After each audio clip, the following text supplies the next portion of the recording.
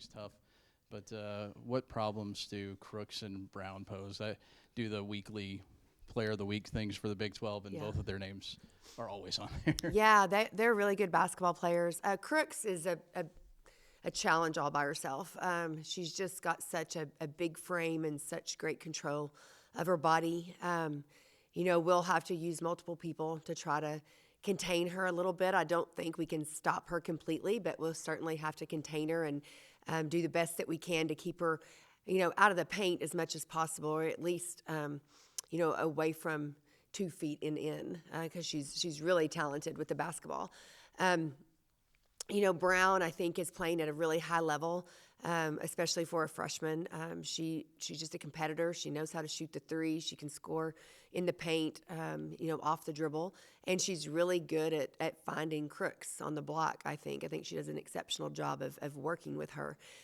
So we're going to have some people really step up and decide that they want to play some individual defense that can at least not draw multiple defenders on either one of those kids, because if we have to do that, obviously they're lethal from the 3-point line.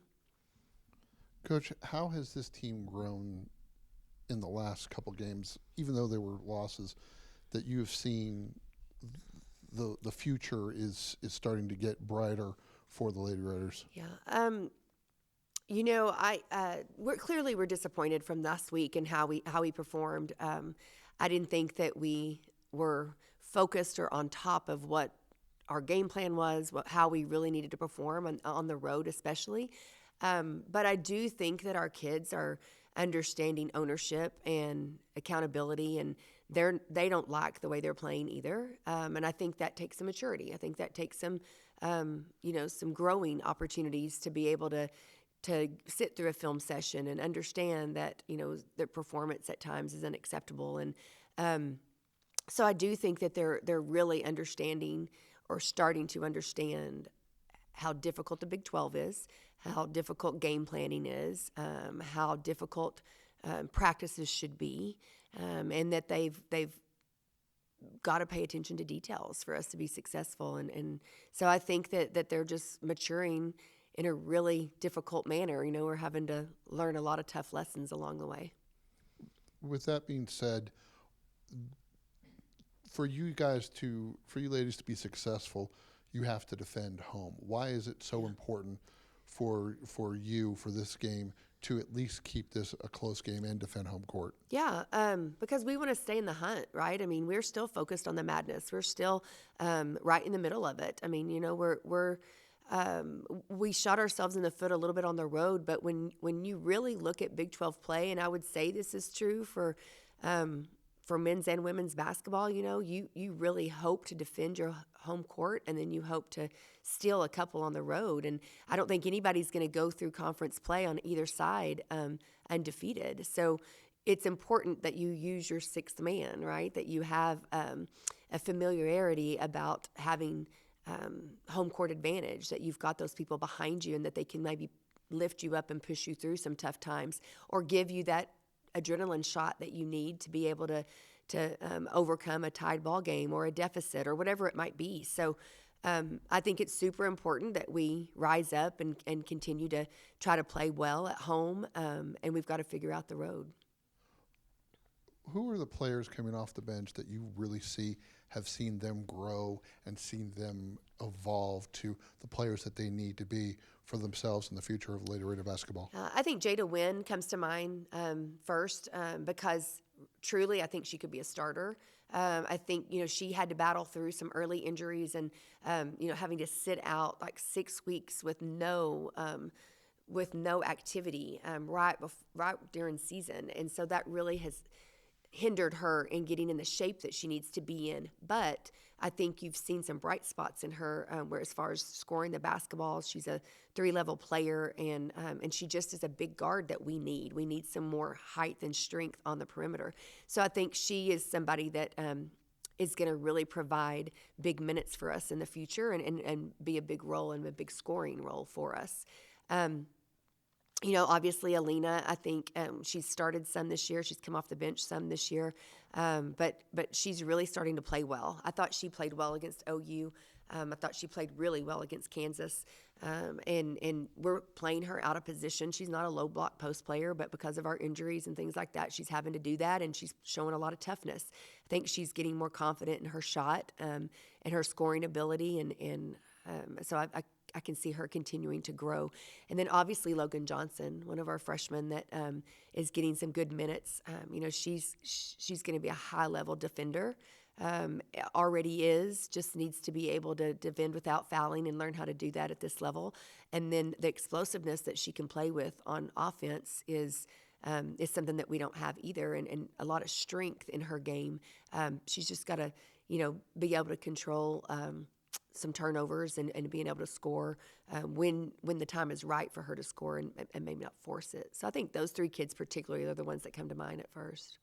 You brought it up. You're playing a lot of players out of position because of injuries. How better will this team become when it has the ability of playing players where they need to be and where you want them to be? I've been asking that for 4 years now, right? This is the fourth year that we've had to do that. We have been certainly snake bitten in instrumental positions. That's my deal. It's been instrumental positions that we just desperately need. And I think when we have those kids in place and we can play kids in their true positions and have the experience of them playing, I think we have a chance to be really special. I think Jazzion can do a lot of things for us at the point guard position that we haven't seen before. I think that and provide us another on-ball defender, which would really help us in our press continue to be strong. I think JoJo is a rim protector that we're desperately missing. That I love the fact that she can rim run as well, because she can really get out and run and finish and has great hands. And so, those two kids in particular could really, really help us.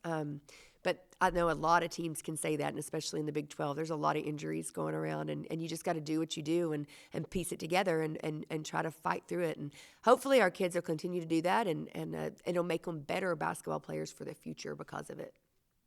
Coach, in conference play, at least since Houston, since then, it seemed like the third quarter has been y'all's quarter. It seems to be the most time when you're outscoring your opponents. I guess what's been the biggest difference from the start of second half compared to first half?